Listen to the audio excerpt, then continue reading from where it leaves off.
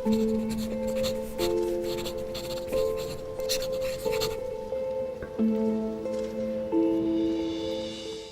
اللہ الرحمن الرحیم۔ السلام علیکم۔ مکتب غامدی کی ایک اور نشست میں خوش آمدید۔ ہم غامدی صاحب سے ان 23 فکری سوالات، اعتراضات، ان کی فکر پر جو بالعموم پیش کیے جاتے ہیں، اس حوالے سے ان کے استدلال کو جاننے کی کوشش کر رہے ہیں۔ یہ اس سلسلے کی 11ویں نشست ہے اور پردے کا موضوع زیر بحث ہے۔ ہم سب بہت شکریہ آپ کے وقت کا۔ آپ کو یاد ہوگا کہ گزشتہ نشست میں ہم نے سورہ نوح کے اوپر جو آپ کی آراء سامنے آئی تھیں، اس پر علماء کا جو استدلال ہے وہ آپ کے سامنے پیش کیا تھا۔ غض بصر اور زینت کے لفظ پہ آپ نے علماء کے استدلال پہ اپنا استدلال پیش کیا تھا۔ اسی بحث کو آگے بڑھاتے ہیں۔ میں نے آپ کو یاد ہوگا گزشتہ نشست میں مولانا مودودی علیہ رحمہ کی تفسیر تفہیم القرآن سے الا ما ظہر منہا سے کیا مراد ہے، اس پہ ان کا استدلال پیش کیا۔ میں چاہوں گا کہ اسی استدلال کا آپ جواب دیں۔ 3 باتیں اصلاً انہوں نے کہی تھیں۔ پہلی یہ کہ الا ما ظہر منہا سے مراد وہ چادر یا وہ کپڑا ہے جو آپ سے آپ ہوا میں اڑ جاتا ہے۔ مولانا نے یہ کہا تھا کہ ما ظاہرہ میں جو کچھ آرائش و زیبائش سے ظاہر ہو یا ظاہر ہو جائے یہ مراد ہے، اس سے ہاتھ پیر چہرے کا استثناء مراد نہیں ہے۔ یہ لفظ کیا ہے، قرآن نے اس کو کیسے استعمال کیا اور آپ کا استدلال کیا ہے ضمن؟ اس سے پہلے کہ ہم استدلال کے ان پہلوؤں کی طرف جائیں، تھوڑی سی یاد دہانی کر لیں۔ جی، یہ ساری بحث جو ہم نے کئی نشستوں میں کی ہے، اس میں یہ بات بالکل واضح ہو گئی کہ یہ تصور کہ عورتوں کا دائرہ عمل ان کا گھر قرار دیا گیا ہے، اس کی کوئی بنیاد نہیں۔ یہ بات کہ انہیں ہر حال میں پردے میں رہنا ہے، اس کی بھی کوئی بنیاد نہیں۔ یہ بات بھی بالکل واضح ہو گئی کہ اللہ تعالیٰ نے پردے کے کوئی احکام نہیں دیے بلکہ آداب سکھائے۔ یہاں پر بھی سورہ نور میں جو چیز زیر بحث ہے وہ عورتوں اور مردوں کے ملنے جلنے کے آداب ہیں، جس کو میں اختلاط مرد و زن کے آداب سے تعبیر کرتا ہوں۔ ٹھیک۔ اس کے ساتھ یہ بات بھی بالکل متعین ہو گئی کہ اب جس چیز پر ہم بحث کر رہے ہیں اگر وہ نہ ہو اور اوپر کی ہدایات پر بات ختم ہو جائے تو پھر لباس کے وہی آداب زیر بحث آئیں گے جو اس سے پہلے ایک نشست میں ہم نے تفصیل کے ساتھ جان لیے تھے۔ یعنی ضروری چیزیں کیا ہیں، مستحبات کیا ہیں۔ اگر کوئی خواتین اللہ تعالیٰ کی بندگی کا احساس رکھتی ہیں تو انہیں آگے بڑھ کر کیا طریقے اختیار کرنے چاہیے۔ یہاں جو ساری بحث ہو رہی ہے وہ پردے کی بحث نہیں ہے، وہ زینت کی بحث ہے۔ اس لیے میں نے جس وقت پچھلی نشست ختم ہو رہی تھی تو آپ کی بات روک کر یہ توجہ دلائی تھی کہ زینت کا کیا مفہوم ہے۔ یہ بات اس میں کوئی شبہ نہیں کہ بعض لوگوں نے کہی ہے کہ انسان کے خلقی محاسن کو بھی زینت کہا جا سکتا ہے یا وہ بھی اس میں شامل ہو سکتے ہیں۔ تو میں نے یہ عرض کیا تھا کہ عربیت میں اس کی گنجائش نہیں۔ چنانچہ امام راضی شخص نے اس پر گفتگو کی اور بعض اہل علم بھی یہ رائے رکھتے تھے، لیکن بتدریج یہ رائے ختم ہوتی چلی گئی۔ اس وقت اگر آپ دیکھیں تو احناف کے جو بڑے مفسرین ہیں، مولانا سید ابواللہ صاحب مودودی جو پردے کے بہت بڑے علمبرداروں میں سے ہیں، وہ بھی زینت میں خلقی حسن کو شامل نہیں کر رہے۔ ٹھیک۔ چنانچہ ساری بحث اب کس چیز کے اوپر ہے؟ وہ اس چیز کے اوپر ہے کہ اگر عورتوں نے زیب و زینت کیا ہوا ہے، بناؤ سنگار کیا ہوا ہے، انہوں نے کوئی آرائشی نوعیت کے ملبوسات پہنے ہوئے ہیں، اس صورت میں اللہ تعالیٰ کیا بتا رہے ہیں؟ یعنی یہ بات پوری طرح واضح ہونی چاہیے۔ الا ما ظاہر منہا تو استثناء ہے نا۔ جو بات کہی گئی ہے وہ یہ ہے کہ لا یبدین زینتہن، انہیں اجانب کے سامنے، اجنبی لوگوں کے سامنے، اجنبی مردوں کے سامنے اپنی زینتوں کا اظہار نہیں کرنا چاہیے۔ یہ بات کہ زینتوں کے اظہار کو اللہ تعالیٰ پسند نہیں کرتے۔ زیب و زینت، بناؤ سنگار، زیورات، اس طرح کی جتنی چیزیں ہیں ان کے معاملے میں اللہ کا منشا یہ ہے کہ انہیں چھپا کے رکھا جائے۔ یعنی یہ ظاہر کرنے کی چیزیں نہیں ہیں۔ آپ جانتے ہیں کہ ایک تو اس کا جبلی پہلو ہے کہ خواتین یہ پسند کرتی ہیں کہ وہ ملبوسات بھی آرائشی پہنیں، وہ یہ پسند کرتی ہیں کہ وہ زیورات پہنیں، وہ یہ پسند کرتی ہیں کہ وہ بناؤ سنگار یا میک اپ کریں۔ یہ چیز بہت نمایاں ہو جاتی ہے جب شادی بیاہ کی تقریبات ہوتی ہیں، کہیں جانا آنا ہوتا ہے، مجالس میں پہنچنا ہوتا ہے، تو جس طرح سے آپ اپنے آپ کو بناتے سنوارتے ہیں اس میں خواتین کے ہاں وہ محض ہاتھ منہ دھو لیا، نہا لیا، بال بنا لیے، بات یہاں تک محدود نہیں رہتی جی، بلکہ غیر معمولی زیب و زینت کی صورتیں بھی نمایاں ہو کے سامنے آ جاتی ہیں۔ ان سے متعلق یہ بات کہ اللہ تعالیٰ یہ چاہتے ہیں کہ وہ نمایاں نہ ہو، وہ چھپا کر رکھی جائے، ان کو اجنبیوں کے سامنے نہ کھولا جائے، اس میں کوئی اختلاف نہیں۔ جی اچھا، یہ آپ بھی یہی کہتے ہیں، سب یہی کہتے صحابہ کرام بھی اس کو اسی معنی میں لے رہے ہیں، علماء کرام بھی اس کو اسی معنی میں لے رہے ہیں، میں بھی اسی معنی میں لے رہا ہوں۔ تو یہ بات سمجھ لینی چاہیے کہ اس سے پہلے بہت سی چیزیں تھیں کہ جو اختلافی پہلو رکھتی تھی اپنے اندر، ان کو ہم نے تفصیل کے ساتھ موضوع بنا کے یہ دیکھا کہ عورتیں زندگی کے ہر شعبے میں کردار ادا کر سکتی ہیں، ان پر کوئی پابندی نہیں ہے، وہ سادہ مہذب لباس پہنیں، لباس کے مختلف پہلو بھی تفصیل کے ساتھ ہم نے سمجھ لیے، اس کے ساتھ وہ پڑھائیں، اس کے ساتھ اسپتالوں میں جائیں، اس کے ساتھ وہ تدریس کریں، وہ علمی اور تحقیقی کام کریں، وہ مجالس میں شریک ہوں، ان پر اللہ تعالیٰ نے کوئی پابندی نہیں لگائی۔ جی، وہ آداب البتہ ملحوظ رہنے چاہیے، لیکن زیب و زینت کا اظہار اس کو اللہ تعالیٰ پسند نہیں کرتے۔ تو اگر آپ کہیں کہ مذہبی لحاظ سے وہ کیا چیز ہے کہ جو عورتوں کے ساتھ خاص ہے، تو وہ یہی چیز ہے، زیب و زینت کے مواقع، وہ زیب و زینت ہی کا اظہار ہے۔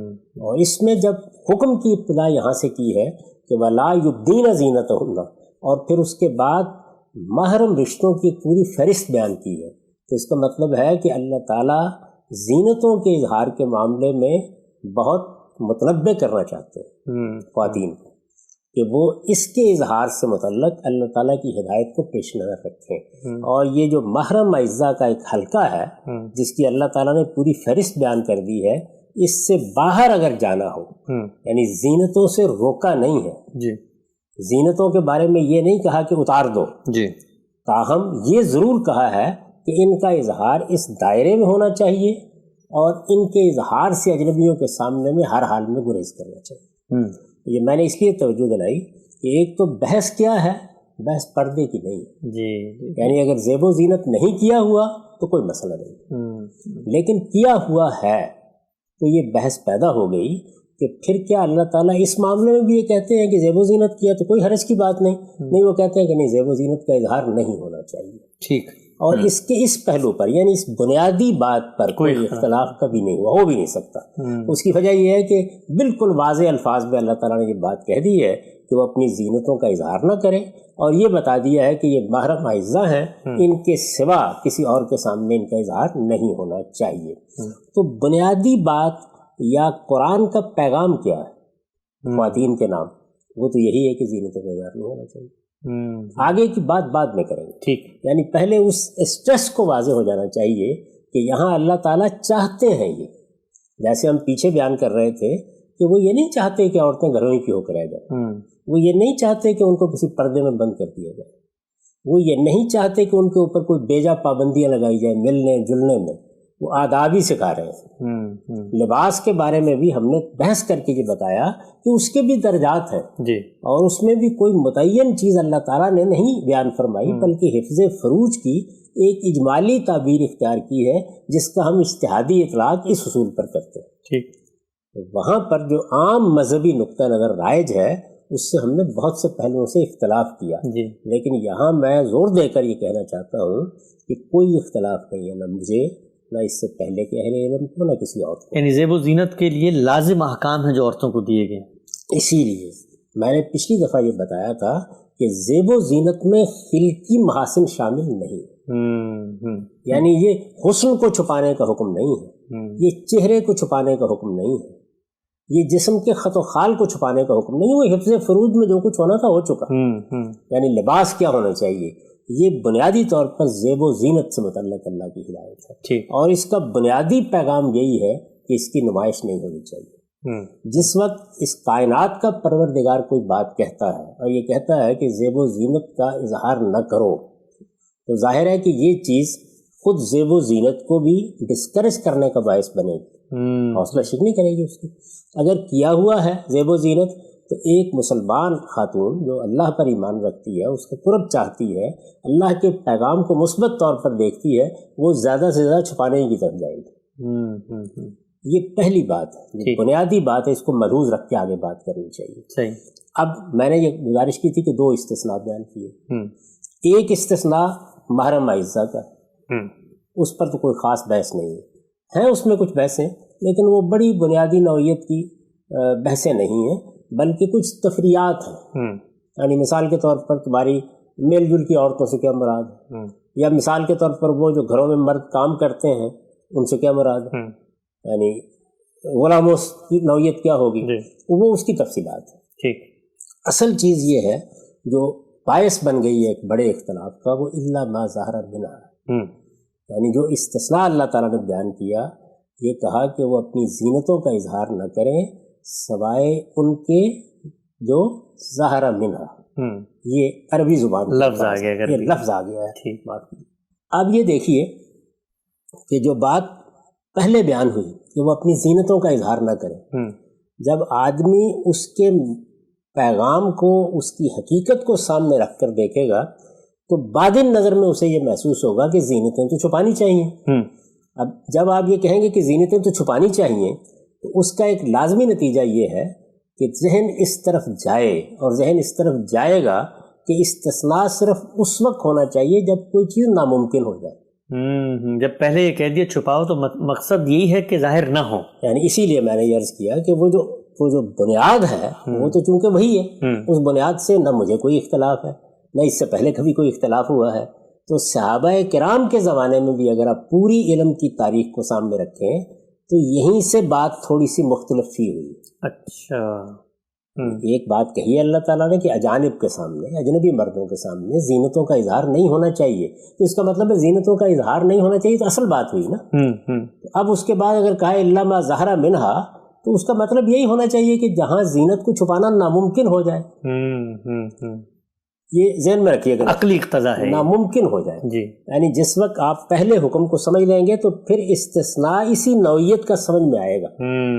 اور یہاں میں ایک اصول کی طرف بھی توجہ دلا دوں کہ جب ہم کسی استثناء کی طرف جاتے ہیں تو استثناء کی بنیادیں چونکہ عقلی بھی ہوتی ہیں، اس لیے عقلی استدلال کا غلبہ ہو جانا یہ بعید از قیاس نہیں ہوتا. آپ جتنے استثناء بھی بیان کرتے ہیں، مثال کے طور پر یہ کہ فلاں فلاں چیزیں کھانی حرام ہے، تو آپ یہ کہتے ہیں کہ فمن استر غیر باغن ولا عاد، تو وہاں پر بھی استثناء اصل میں عقلی نوعیتی کا ہے.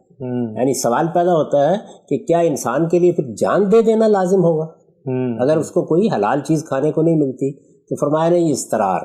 تو وہ جو اضطرار کا لفظ وہاں ہے، مجبوری میں جینا ممکن نہیں رہا، کوئی اور چیز مل نہیں رہی، جس وقت انسان لا یبدین زینتہن کا حکم پڑتا ہے تو عقلی لحاظ سے ذہن اسی طرف جاتا ہے کہ پھر وہی چیزیں مستثنیٰ ہونی چاہیے نا جہاں آدمی کے لیے چھپانا یا عورت کے لیے چھپانا ممکن نہ ہو. یہ ہر حکم میں ہی ہوتا ہے. ہم سے جب ہم کہتے ہیں کہ میرے گھر میں جوتے پہن کے نہ ہو تو میرے ذہن میں یہ ہوتا ہے کہ کوئی جوتا نہیں پہنے گا، لیکن کسی کی مجبوری ہو تو میں استثناء دے دوں گا. تو ظاہر ہے کہ یہ اس کا لازمی نتیجہ ہے، یہ عقلی استدلال وجود میں آ جائے گا. ٹھیک. چنانچہ یہی آیا، اور جب یہ عقلی استدلال وجود میں آ جاتا ہے تو ایسا ہوتا ہے کہ پھر آپ الفاظ پر کم غور کرتے ہیں. اچھا. یعنی یہ انسان کے ساتھ یہ چیز وابستہ ہے، الفاظ کے اندر اتر کر ان کو پکڑ کر غور کرنا، دیکھنا ان میں کیا بات کہی گئی ہے، اس سے نگاہ اچٹ جاتی ہے. تو اب ہم دیکھیے تاریخ میں اس کو دیکھتے ہیں کیا ہوا ہے. جی. یعنی سب سے پہلے جب بھی کبھی کسی چیز کے فہم پہ گفتگو ہوتی ہے تو ہم صحابہ کرام کے عہد میں جاتے ہیں. تو یہاں 2 جلیل القدر صحابہ میں اختلاف ہوا. اچھا. یعنی باقیوں کی آرا ہمیں معلوم نہیں ہے، ہم نہیں جانتے. یہاں یہ بات بھی عرض کر دوں کہ جو ہمارے صحابہ کرام ہیں ان میں سے ایک بہت بڑی تعداد وہ ہے جو علمی مباحث میں اس طرح شریک نہیں ہوتی رہی، اور نہ یہ توقع کرنی چاہیے. جی. جو لوگ سیاسی معاملات کو سنبھالے ہوئے ہیں وہ بھی اگر کوئی ریاست یا قوم کی سطح پر یا اجتماعی سطح پر مسئلہ پیش آ گیا ہے تب بحث مباحثے میں شریک ہوتے ہیں. ٹھیک. وہ بنیادی طور پر اس ملت کے زعماء ہیں، مثلا خلفائے راشدین، اہل علم وہ وہاں بھی موجود ہیں. وہ کون لوگ ہیں؟ جیسے عبداللہ بن مسعود رضی اللہ عنہ، جیسے عبداللہ بن عباس رضی اللہ عنہ، جیسے عبداللہ بن عمر رضی اللہ عنہ. ان کو عبادلہ ثلاثہ کہا جاتا ہے. اچھا. اسی طرح زید بن ثابت رضی اللہ عنہ، معاذ بن جبل رضی اللہ عنہ، ان کے ہاں آپ کو علمی بحثیں ملیں گی۔ تو دو جلیل القدر صحابہ، ایک عبداللہ بن مسعود رضی اللہ عنہ اور ایک عبداللہ بن عباس رضی اللہ عنہ۔ عبداللہ بن عباس بھی کوئی معمولی شخصیت نہیں ہے، ان کو حبر الامہ کہا جاتا ہے جی، یعنی اس امت کے پہلے بڑے عالم۔ ان سے قرآن مجید کی تفسیر میں بہت سے اقوال ہیں۔ آپ جب کبھی بھی تفسیری اقوال کا مطالعہ کرتے ہیں تو زیادہ تر آراء عبداللہ بن عباس رضی اللہ عنہ کی ہوتی ہے۔ عبداللہ بن مسعود بھی کوئی معمولی شخصیت نہیں ہے، رسالت میں آپ صلی اللہ علیہ وسلم کے قریبی ساتھیوں میں سے ہیں، بہت ابتدائی زمانے میں ایمان لائے ہیں، بہت وقت آپ کے ساتھ گزارا ہے۔ تو یہاں عبداللہ بن مسعود کا اپروچ وہ تھا جو میں نے آپ کو بیان کیا، عقلی اپروچ، جو فوراً سے ذہن میں آتا ہے، جو فوراً ذہن میں آتا ہے۔ یعنی انہوں نے یہ رائے اختیار کی کہ چونکہ اللہ تعالیٰ یہ کہہ رہے ہیں کہ اجنبی مردوں کے سامنے زینتوں کا اظہار نہیں ہونا چاہیے، تو استثناء تو ناممکنات ہی کا ہو سکتا ہے۔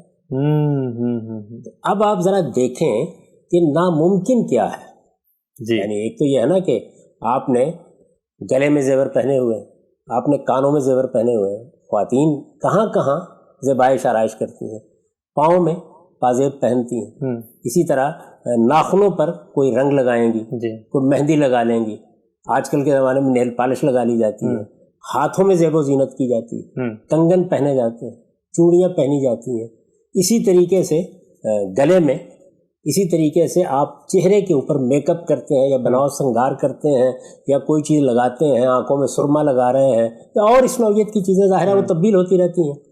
تو اب آپ یہ دیکھیے کہ وہ کہاں سے اپروچ کر رہے ہیں، وہ یہاں سے اپروچ کر رہے ہیں کہ کیا چیز ہے جسے چھپانا ناممکن ہے۔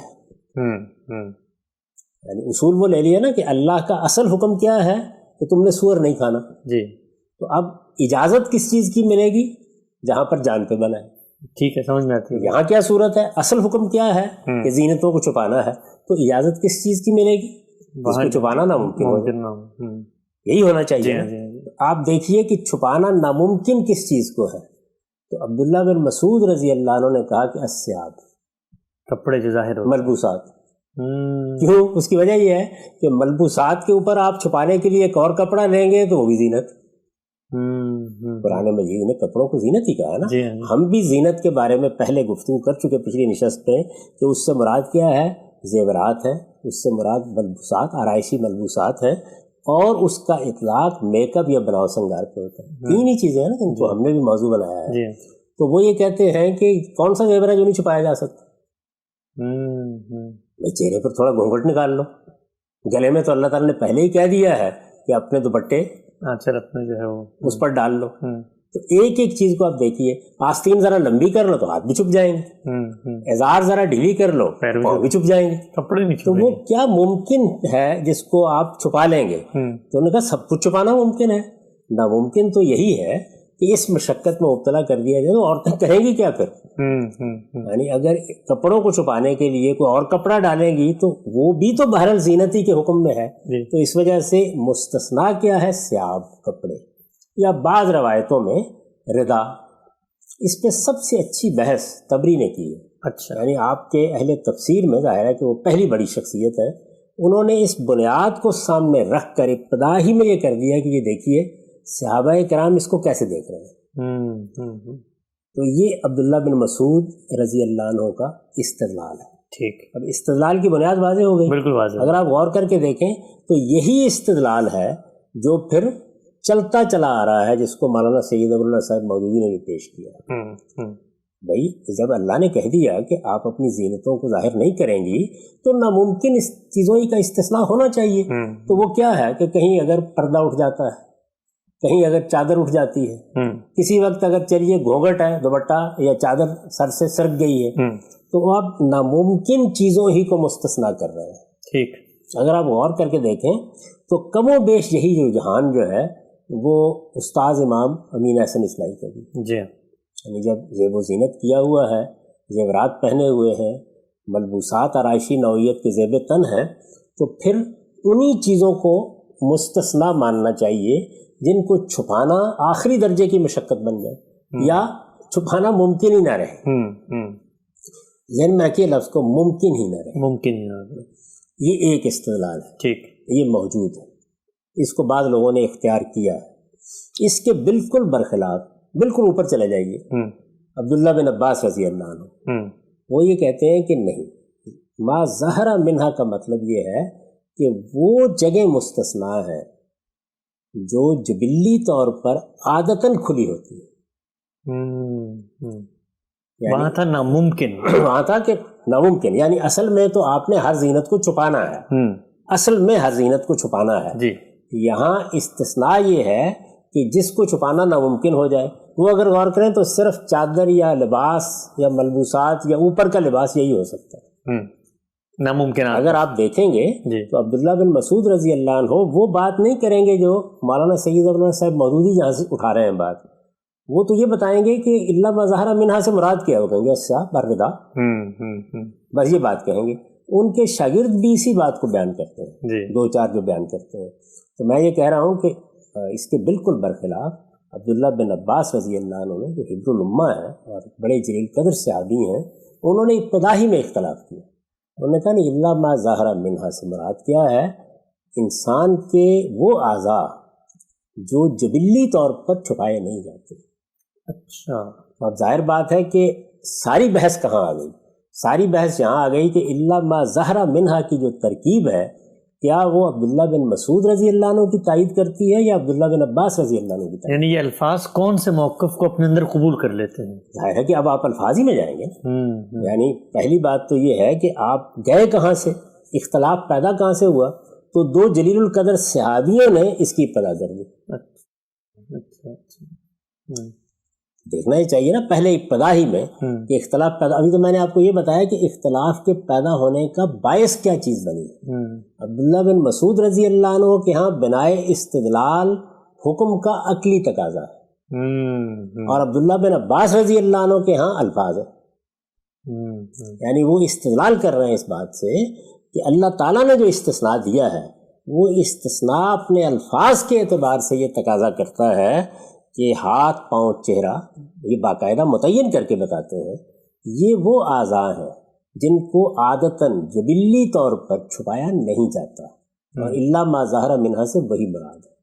گویا استثناء ناممکن کا نہیں ہے، استثناء اس مشقت کو سامنے رکھ کے دیا گیا ہے کہ اگر یہ کہا جائے کہ ہاتھ بھی چھپا لو اور پاؤں بھی چھپا لو اور اسی طریقے سے چہرہ بھی چھپا لو تو یہ بڑی مشقت کی چیز بن جائے گی۔ تو اللہ تعالیٰ نے جس طرح عبادات کے معاملے میں استثناء کو مشقت تک محدود رکھا ہے، ناممکن تک نہیں لے گئے، یہاں بھی یہی کیا ہے۔ یہ تو عقلی پہلو ہے، لیکن ان کے استدلال کی بنیاد اصل میں الا ما ظہر منہا کے الفاظ ہیں، اس لیے وہی فیصلہ کن ہونے چاہیے۔ اچھا، ہمارے اصول کے مطابق بھی یہی طریقہ ٹھیک، یعنی جب کبھی سلف میں بھی اختلاف ہوگا تو اختلاف اگر تو اس معاملے میں ہے کہ قرآن کی آیت کا مدعا یہ ہے یا کسی روایت کے اندر یہ بات کہی گئی ہے تو پھر آپ کسی اور چیز کو نہیں دیکھیں گے، پھر تو آپ ان الفاظ ہی کو دیکھیں گے۔ عبداللہ بن مسعود استنباط کر رہے ہیں تو قرآن کے الفاظ سے، عبداللہ بن عباس رضی اللہ عنہ بیان کر رہے ہیں تو قرآن کے الفاظ، تو قرآن مجید کے الفاظ کیا کہتے ہیں۔ اب یہ بات آپ دیکھیے کہ استثناء اگر یہ تھا کہ کوئی اس طرح کا معاملہ اگر ہو گیا ہے کہ جس کا لحاظ رکھنا ممکن ہی نہیں ہے تو اچھی بات ہے، اس میں آپ مواخذے میں نہیں ہوں گی، تو پہلی بات تو یہ کہ اس کو بیان کرنے کی ضرورت ہی نہیں تھی، یعنی اس طرح کا استثناء تو آپ سے آپ عقلی طور پر سمجھ لیا، لا یکلف اللہ نفسا الا وسعها، ہر جگہ بیان کر دیا، ہر جگہ موجود ہوتا ہے، یعنی جس چیز کو چھپانا ممکن ہی نہیں ہے تو ظاہر ہے کہ اس میں کوئی مسئلہ بھی نہیں تھا، لیکن تھوڑی دیر کے لیے مان لیجئے کہ ابہام کو دور کرنے کے لیے اللہ تعالیٰ نے وہی بیان کرنا تھا، ٹھیک، تو عربیت کی روح سے الفاظ یہ ہونے چاہیے تھے کہ الا ان یظہر منہ شیء، اچھا ترجمہ بنہا شیء، یعنی زینتوں کا ذکر تھا ان کو چھپا کے رکھو، تو اس کے بعد الفاظ یہ ہوتے کہ الا یہ کہ ان میں سے کوئی چیز ظاہر ہو جائے، ٹھیک ہے، ٹھیک، یعنی چھپانا ممکن نہ رہے۔ جیسے ہم کہتے ہیں نا کہ قتل خطا جو ہے اس میں عمد تو نہیں پایا جاتا نا، لیکن کسی غلطی سے ایسا ہو گیا، یہاں بھی یہ ہے کہ اگر ایسا ہو جائے، زیادہ سے زیادہ یہ کہ غلطی سے چلیے چادر اٹھ گئی، چلیے نقاب اٹھ گئی، تو اللہ معاف کرنے والا ہے، اللہ معاف کرنے والا ہے، تو پھر اس کے الفاظ بھی وہی ہونے چاہیے تھے۔ آپ غور کر کے دیکھیں یہ الفاظ نہیں، اچھا، الا ان یظہر منہا شیء کی قسم کے الفاظ نہیں ہیں، ایک تعبیر ہے، اور تعبیریں بھی ہو سکتی تھی اس طرح کی اس طرح کی کوئی تعبیر ہونی چاہیے تھی. یعنی اگر استثناء کی نوعیت وہ ہوتی تو پھر وہ بیان بھی ناممکن کو کرے نا. قرآن مجید کے الفاظ ہیں الا ما ظہر منہا. ٹھیک. اب آپ دیکھیے کہ جس طرح ہم نے یہ دیکھا کہ غض بصر کے معاملے میں فیصلہ کن چیز خود قرآن کے استعمالات بن گئے. یعنی جب قرآن نے یہ کہا کہ تم غض بصر سے کام لو تو دوسری جگہ غض اصوات کی تعبیر آ گئی. جی ہاں پتہ چل گیا مطلب غض صوت کی تعبیر آ گئی. تو بالکل واضح ہو گیا اس کے نتیجے میں کہ یہاں تو آپ کہہ سکتے تھے کہ آنکھیں بند کر لو یا آنکھیں پھیر لو یا دیکھو ہی نہیں. وہاں کیا کہیں گے؟ تو واضح ہو گیا کہ غض خاص من کے ساتھ آئے یا اس کے بغیر آئے. جی. یعنی مباشرتاً مفعول بنائے یا صلے کی وساطت سے بنائے کوئی فرق واقع نہیں ہوتا. ایک ہی مدعا ہے. ٹھیک ہے. اور وہ ہے پست رکھنا. وہاں صوت تھی یہاں نگاہ ہو گئی. وہاں صوت ہے یہاں نگاہ ہے. یہ واضح ہوا. جی. یہاں پر بھی دیکھیے قرآن مجید اس کو واضح کر دیتا ہے. اچھا. بڑی مشہور آیت ہے سورہ اعراف کی قُلْ إِنَّمَا حَرَّمَ رَبِّي الْفَوَاحِشَ مَا ظَهَرَ مِنْهَا وَمَا بَطَنَ. جی ہاں. جی. اب دیکھیے کہ یہاں کیا ہے الا ما ظہر منہا, وہاں کیا ہے ما ظہر منہا. اب ذرا ترجمہ کیجئے اس کا. یعنی اللہ تعالیٰ نے فواحش کو حرام کیا ہے الا یہ کہ وہ کہیں ظاہر ہو جائیں. نہیں وہ تو کھلی ہوئے, وہ تو سب یہی ترجمہ ہوئے تو ہو نہیں سکتا, کر ہی نہیں سکتے نا. جی جی. تو اصل میں الا ما ظہر منہا کی ترکیب عربیت کی روح سے اس صورتحال کو قبول ہی نہیں کرتی. یہ سمجھ لینا چاہیے کہ ماں کے ساتھ یا اللہ کے ساتھ جب یہ ترکیب بنتی ہے تو وہ اصل میں آپ اس کو ایک اس میں فائل میں بدل لیجئے, اس کا معنی بالکل واضح ہو جائیں گے. تو یہ اصل میں ہے کیا؟ وَلَا يُبْدِينَ زِينَتُهُنَّ إِلَّا الظَّاهِرَ مِنْهَا. الا الظاہر. تو یہ ما ظاہرہ اصل میں کیا ہے؟ الظاہر منہا. وہاں پر بھی دیکھیے بالکل یہی ہے. یعنی کھلے ہوئے فواحش یا چھپے ہوئے ما ظہر منہا وما بطن, دونوں کا مطلب یہی ہے. نہ ما ظاہرہ کا یہ مطلب ہے کہ جو کہیں کھل جائیں, یعنی مطلب یہ ہے کہ یہ نہیں کہا اللہ تعالیٰ نے کہ آپ اطمینان کے ساتھ ان کا ارتکاب کریں یہ کہ لوگوں کو پتہ چل جائے. لوگوں کو پتہ چل جائے. نہیں, خواہ وہ کھلے ہیں یا چھپے. چنانچہ وہاں قرآن مجید پہ خود وضاحت کرتا ہے کہ کھلے فواحش کا مطلب یہ ہے کہ کسی نے طوائف کی زندگی اختیار کر لی, اعلانیہ کعبہ کی زندگی اختیار کر لی ہے. اس چیز کی پرواہ ہی نہیں ہے. اعلانیہ مرد آئیں عورتیں جائیں کوئی فرق نہیں پڑتا. اور دوسری صورت کیا ہے؟ ما بطن, جس کو ہم کہتے ہیں اتخاذ اخنان, آشنائیاں کرنا, تعلقات ہو جانا. ظاہر میں تو شرافت کا لبادہ ہے لیکن اندر ہی اندر فواحش کا ارتکاب ہو رہا ہے. تو وہاں کھلے اور چھپے ترجمہ کرتے ہیں جی. تو یہاں پر بھی کیا ہے؟ یعنی ان زینتوں سے متعلق یہ حکم جو کھلی ہیں, کھلی ہوتی ہیں. تو عبداللہ بن عباس رضی اللہ عنہ نے یہ مطلب اس کا لیا ہے. عربیت کی روح سے یہی مطلب درست ہے. مولانا سید ابواللہ صاحب مودودی نے بڑی دلچسپ بات یہاں کہی. آپ یہ دیکھیے کہ زمخشری مثال کے طور پر ائمہ لغت میں سے, یعنی ان کی اس حیثیت کو کوئی بھی چیلنج نہیں کر سکتا. وہ جب اس کو بیان کرتے ہیں تو کیسے بیان کرتے ہیں؟ وہ بیان کرتے ہیں کہ ما جرت العادت والجبلہ علی ظہورہ والاصل فیہ الظہور. یعنی الا ما ظہر منہا کا مطلب کیا ہے کہ عادت اور جبلت جس کے ظہور پر جاری ہے, یعنی وہ چیزیں جو عادتاً کھلی رہتی ہیں, عادتاً کھلی ہوتی ہیں, جبلی طور پر کھلی ہوتی ہیں. یعنی جبلی طور پر عادتاً کون چہرہ چھپاتا ہے, کون ہاتھ چھپاتا ہے. یہ جبلت اور عادت اس کا تقاضا نہیں کرتی. کوئی ضرورت ہو گئی, بہت تیز آندھی آ رہی ہے, آپ نے کپڑا منہ میں ڈال لیا, مٹی اڑ رہی ہے, آنکھیں چھپائی, بہت سخت سردی تھی, آپ نے دستانے پہن لیے, جرابیں پہن لی. تو عادت اور جبلت جو ہے وہ تو یہی کہتی ہے کہ یہ اعضاء ایسے ہی ہوں گے. یہ انسان کے وجود کی شخصیت ہے. انسان ان کو نہیں چھپاتا. تو انہوں نے یہ بیان کیا. اب دیکھیے جب وہ مثال دینے کے لیے بیٹھے ہیں تو انہوں نے یہ زمخشری کے الفاظ نہیں لیے. ما جرت العادت والجبلہ, اگر وہ یہ الفاظ لیتے تو جو تنقید انہوں نے کی ہے وہ کرنی ممکن نہ رہتی. انہوں نے جو الفاظ لیے ما یظہر الانسان علی عادت الجاریہ. جی کیا الفاظ لے لیے؟ یعنی عادت الجاریہ ما یظہر الانسان. دلچسپ بات یہ ہے کہ یہاں یظہر بھی ظاہر کرنے کے معنی میں نہیں ہے. جن اہل علم میں ما یظہر الانسان العادت الجاریہ کے الفاظ میں تعبیر کی ہے، وہ یہ نہیں کہہ رہے کہ جن کو انسان اپنے ارادے سے ظاہر کرتا ہے، بلکہ وہ ظاہر کرنے کو اس مفہوم میں بول رہے ہیں کہ جو ظاہر ہوتے ہیں جی۔ تو وہاں پر بھی یظہر اصل میں اس مفہوم میں نہیں ہے جس میں لے کے وہ تنقید کر رہے ہیں۔ تو میں یہ گزارش کر رہا تھا کہ وہ ساری کی ساری بنائے استدلال ہی ٹھیک نہیں، اور عبداللہ بن عباس رضی اللہ عنہ نے، پیچھے جائیے نا، انہوں نے جو توجہ دلائی اور اسی زمانے میں دلائی، صحابہ کے زمانے میں، کہ الا ما ظہر منہا کی تعلیف یہ ناممکن کو نہیں بیان کر رہی، یہ عادت اور جبلت کو بیان کر رہی ہے۔ یعنی انسان اپنے عام معمولات میں، عورتیں اپنے عام معمولات میں، مرد اپنے عام معمولات میں کن اعضاء کو کھلا ہی رکھتے ہیں، وہ مراد ہے۔ تو وہ کون سے اعضاء ہو سکتے ہیں؟ ظاہر ہے وہ ہاتھ، پاؤں ہے، چہرہ ہے۔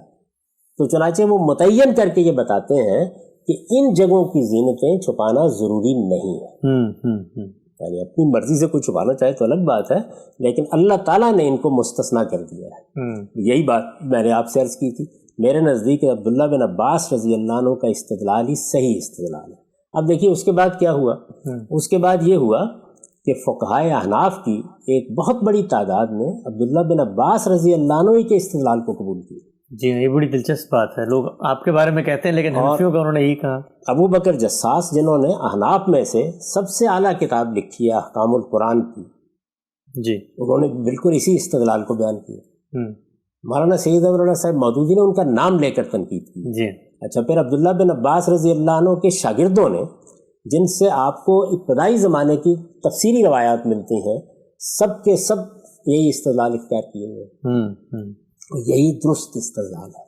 تاہم کوئی آدمی اگر مثال کے طور پر عبداللہ بن مسعودی کے استدلال کو ترجیح دینا چاہے اور اسی رائے پر پہنچے تو زیادہ سے زیادہ کیا کہے گا کہ زیب و زینت کی ہو تو پھر خواتین کو اسے نمایاں نہیں کرنا چاہیے۔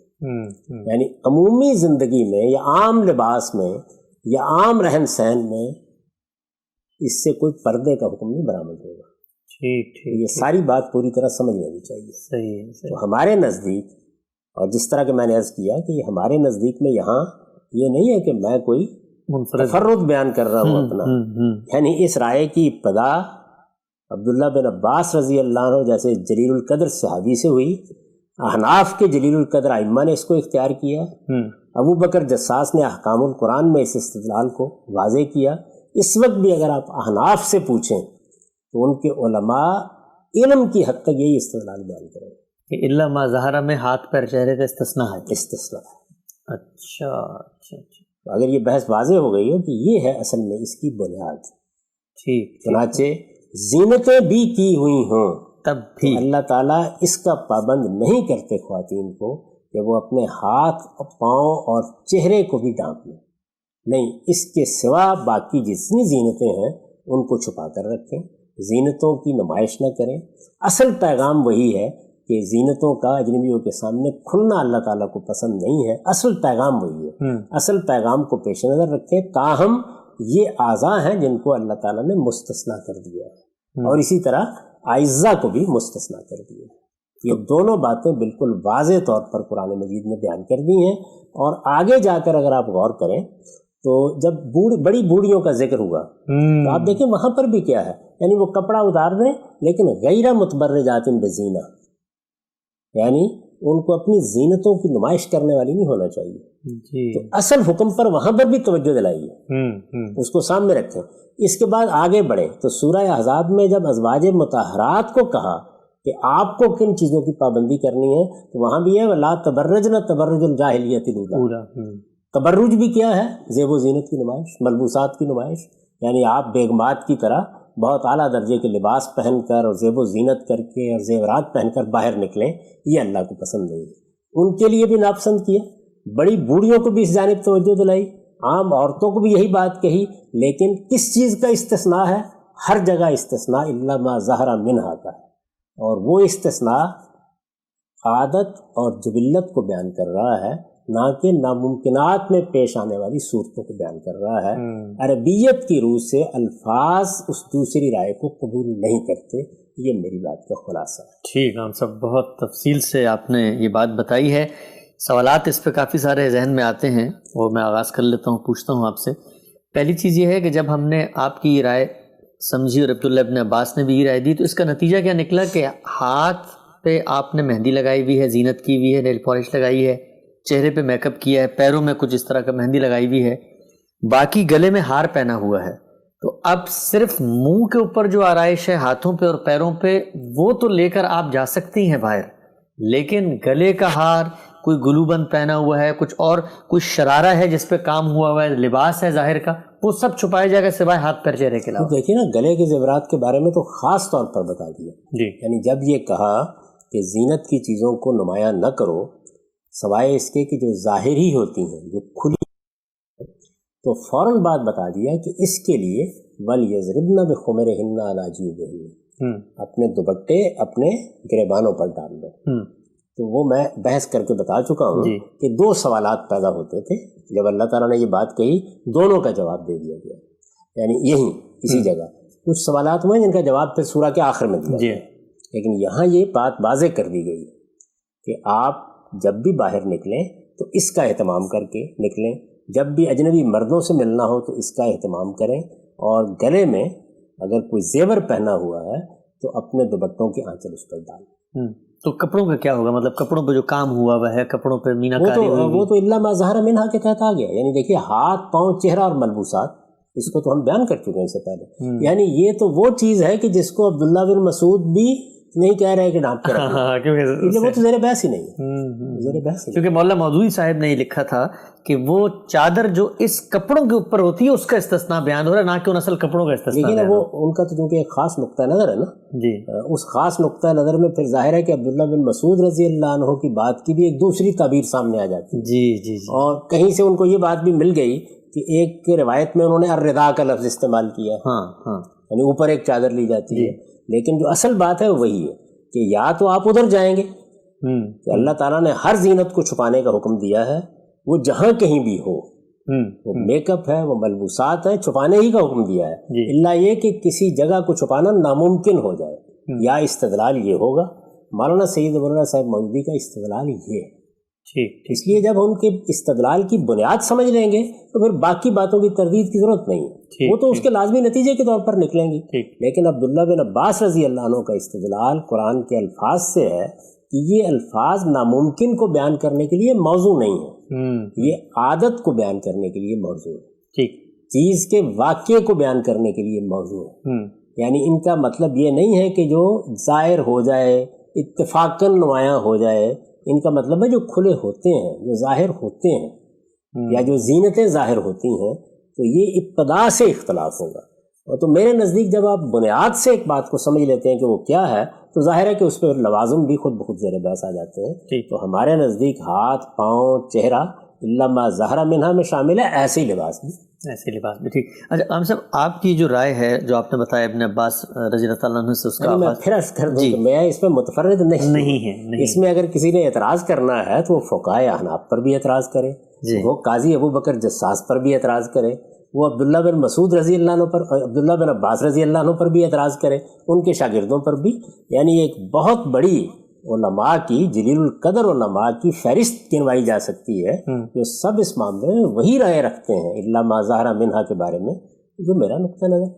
جی شیخان صاحب، آپ نے کہا کہ سب پہ کریں، تو مولانا مودودی نے علیہ رحمہ نے آپ کی اس بات پر پوری طریقے سے عمل کیا، انہوں نے تو یہاں تک لکھا کہ ابن عباس علیہ رضی اللہ تعالیٰ عنہ، ان کے شاگرد اور فقہاء احناف، ان کے نزدیک یہ جائز ہے کہ عورت اپنے منہ کو مسی اور سرمے اور سرخی پاؤڈر، اپنے ہاتھوں کو اور انگوٹھوں کو کنگے، چھلے، چوڑیاں، کنگن وغیرہ سے آراستہ کرے اور لوگوں کے سامنے کھولے پھرے۔ تو انہوں نے تو بڑی سختی سے سبھی پر تنقید کی ہے، لیکن جو بات وہ کہنا چاہ رہے ہیں، میرا سوال یہ ہے کہ جو آپ کی، ان کو تنقید کا حق ہے۔ دیکھیے میں آپ کو پھر توجہ دلاؤں کہ جب کوئی صاحب علم اپنی بنائے استدلال میں مختلف ہو جاتا ہے تو دوسروں پہ تنقید کرے گا نا، وہ تنقید زبان کے لحاظ سے بھی ہوگی، جیسے کہ انہوں نے کوشش کی کہ یظہر اور ظاہرہ کا فرق واضح کریں، تو میں نے یہ عرض کیا کہ وہاں یظہر بھی اس معنی میں نہیں ہے جس میں لے کے وہ تنقید کر رہے ہیں، یہ بالکل اس معنی میں ہے کہ بھئی انسان اپنا چہرہ تو کھولتا ہی ہے نا، تو کھولتا کا لفظ آپ نے سنا اور آپ نے کہا کہ یہ کوئی عمدن کھولتا ہے، نہیں، یہ اصل میں عادت ہی کا کھلا ہوا ہوتا ہے۔ عربی زبان میں بھی ایسے ہی اظہرہ کا لفظ استعمال کیا جا سکتا ہے، تو وہ اس طرح سے اس کو پھر آگے بڑھائیں گے اور اس میں تنقید بھی کریں گے۔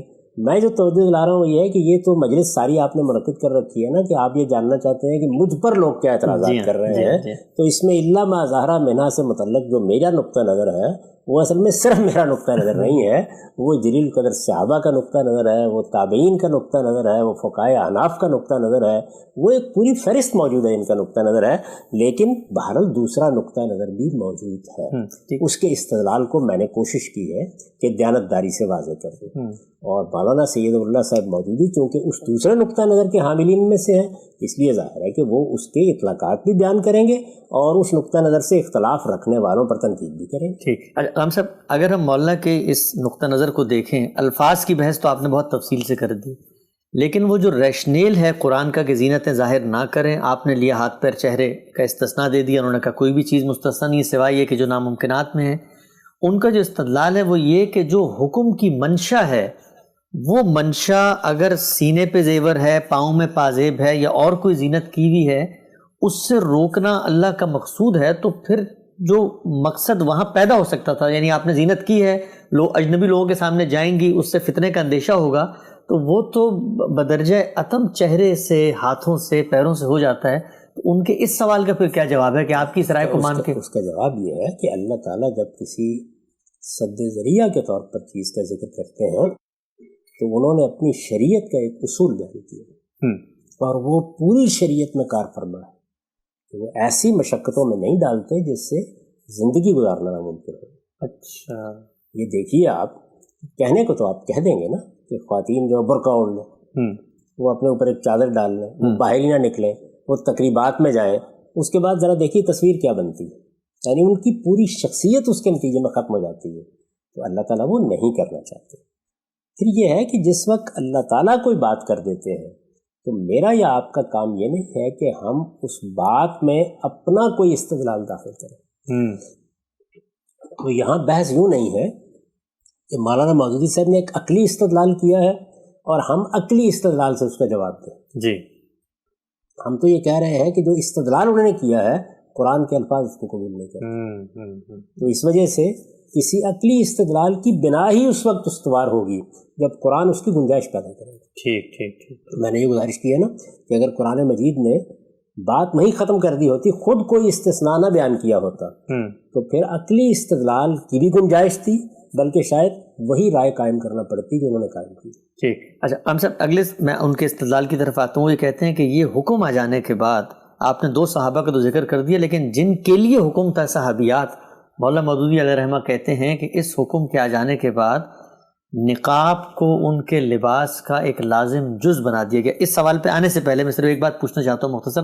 لوگ عام طور پر ہم سے یہ بھی فرماتے ہیں کہ غامدی صاحب کو جہاں اپنی تائید میں کسی صحابی کی رائے مل جائے تو وہاں تو وہ بڑے زور و شور سے بیان کرتے ہیں، ابن عباس کی بھی رائے ان پہ تنقید کریں، لیکن بہت سارے ایسے معاملات ہیں ان میں صحابہ کی رائے بالکل مختلف ہے، تو اس میں تو ان کو اگر کوئی صحابی کی تائید نہیں ملتی تو اس میں وہ منفرد ہی رہتے ہیں۔ میں نے بہت زور شور کے ساتھ عبداللہ بن مسعود رضی اللہ عنہ کی رائے بھی بیان کی، آپ کو بتایا کہ ان کا استدلال کیا ہے، بلکہ اس استدلال کی اصل کی طرف توجہ دلائی ہے کہ کہاں سے پیدا ہوا ہے۔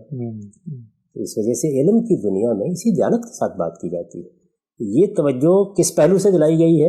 اس پہلو سے دلائی گئی ہے کہ میں اس میں متفرد نہیں ہوں۔ آپ کو سب و شتم کرنا ہے تو اس میں بہت بزرگ ہستیاں موجود ہیں، ان کو بھی ساتھ شامل کر لیں، یعنی میرا اس میں تفرد نہیں ہے۔ اور آپ بطور دلیل نہیں پیش کر رہے کہ چونکہ ابن عباس نے کہا ہے تو میری بات ٹھیک ہے۔ میں نے تو اصل میں اس استدلال کی تاریخ بیان کی، جی ہاں، کہ یہ استدلال ایسے پیدا ہوا، 2 صحابہ میں جو اختلاف ہے وہی آگے بڑھا ہے، اور اسی میں ظاہر ہے کہ ہر آدمی کو حق حاصل ہے کہ وہ ایک استدلال کو کبھی قرار دے اور وہ رائے اختیار کر لے، لیکن دوسرا استدلال بھی سامنے رہنا چاہیے، وہ موجود ہے۔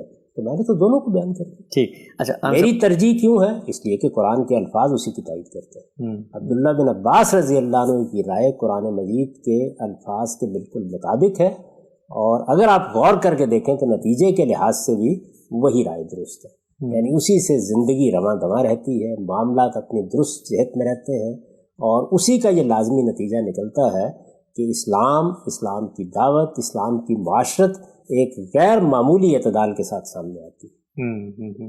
تو جو اسلام کے احکام کی ایک اندرونی خوبی ہے ہر جگہ، کہ وہ فطرت پر مبنی ہوتے ہیں وہی چیز یہاں بھی ظہور پذیر ہو جاتی ہے. تاہم ان میں سے کوئی چیز بھی بنائے استدلال نہیں ہے. بنائے استدلال قرآن مجید کے الفاظ. ٹھیک. ہم سب یہ بتائیے گا، مولانا مودودی علیہ الرحمہ نے یہ جو بات فرمائی کہ جن سے متعلق حکم تھا ان کا اپنا رویہ تو یہ ہے کہ جیسے ہی یہ آیات نازل ہوئیں وَلَا يُبْدِينَ زِينَتَهُنَّ إِلَّا مَا ظَهَرَ مِنْهَا، تو پورے معاشرے میں گویا رسول اللہ صلی اللہ علیہ وسلم کے نظم کے تحت نقاب کو عورتوں کے لباس کا لازم جز بنا دیا گیا.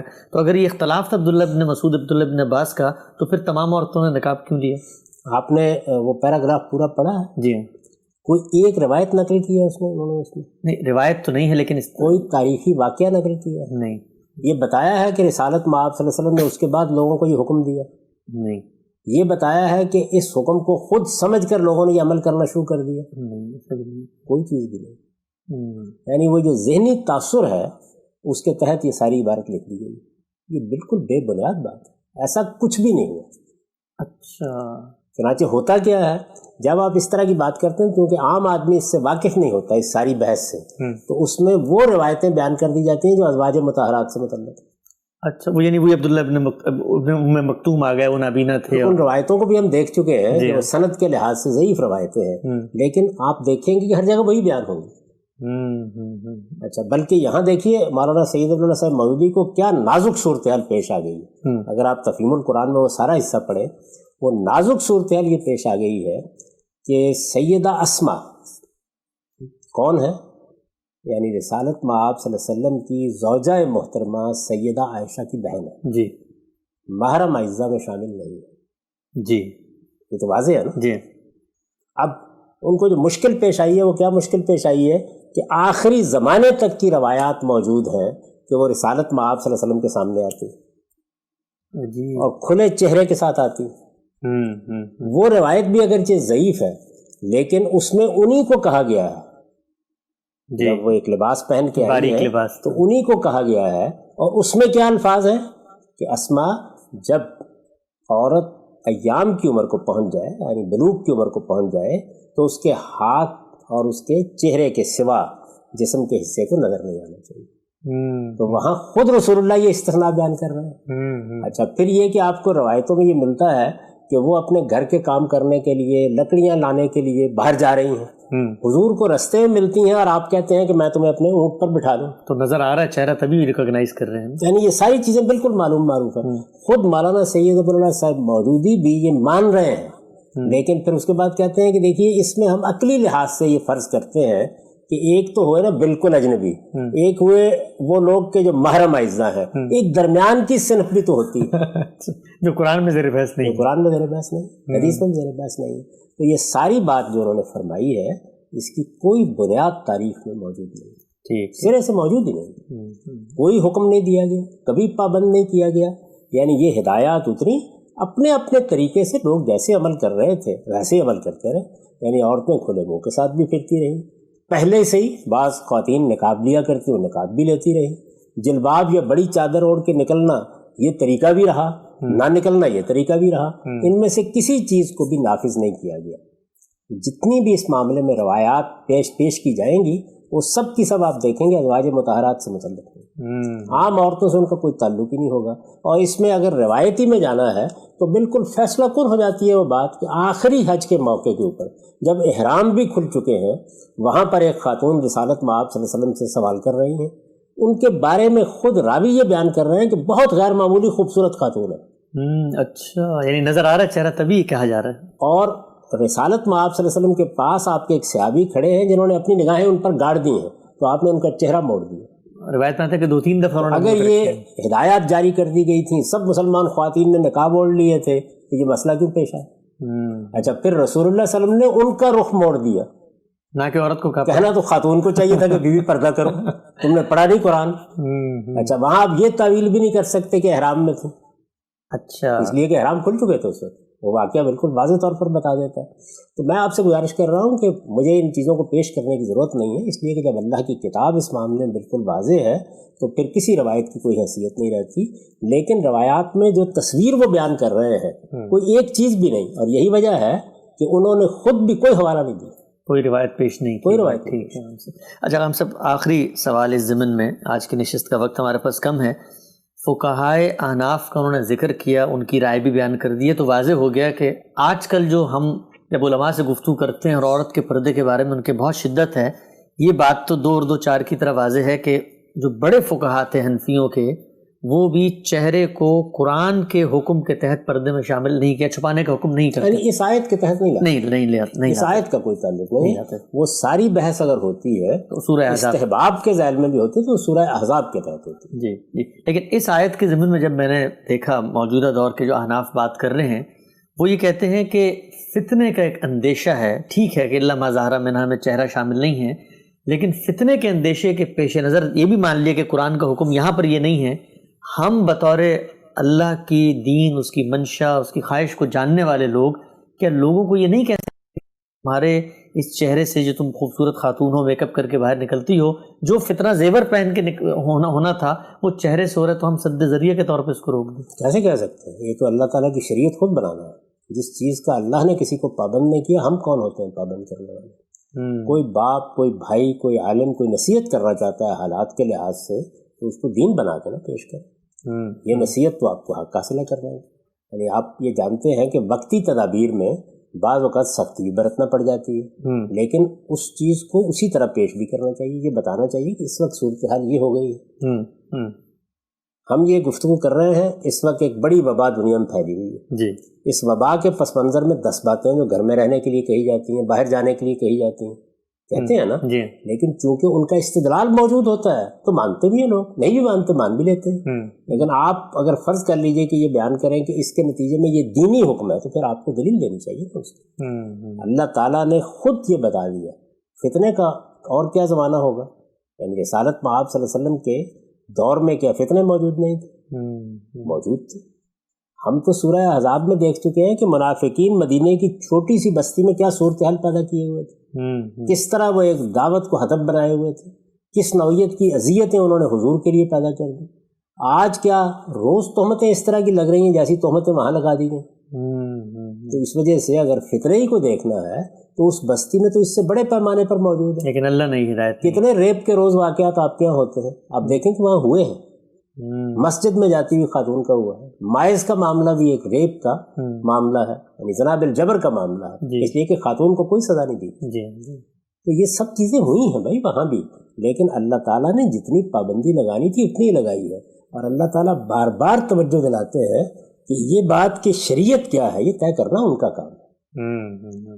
میں اس سے نہیں روکتا کسی کو، یعنی اگر کوئی باپ ہے، کوئی بزرگ ہے، کوئی عالم ہے کہ وہ کسی صورتحال کے لحاظ سے کوئی نصیحت کرے، لیکن اس نصیحت کو دین نہیں بنا سکتے۔ ٹھیک، غام صاحب ہمارا یہاں وقت ختم ہو گیا ہے، اور یہ اس سلسلے کی 11ویں نشست تھی، ہم نے پردے پہ بہت تفصیل سے بات کی۔ کچھ اور سوالات ہیں اطلاقی نوعیت کے سوالات، مثلاً یہ کہ مرد و زن کے اختلاط میں کیا عورت سے ہاتھ ملایا جا سکتا ہے، بلکہ آج کل تو مغربی ممالک میں ایک سیمی سا حگ بھی کیا جاتا ہے، اس کے بارے میں آپ کی کیا رائے؟ مخلوط محافل، شادیوں میں خواتین جاتی ہیں، ایکٹنگ کرتی ہیں، ماڈلنگ کرتی ہیں، زینتیں کی ہوتی ہیں، لیکن مقصد اس کا کیا ہوتا ہے؟ اور بہت ساری چیزیں اس ضمن میں آپ کی فکر پہ کچھ سوالات پیدا ہوتے ہیں، انشاءاللہ آئندہ نشست میں ہم اس کو زیر بحث لائیں گے۔ اب تک آپ کے وقت کا بہت شکریہ۔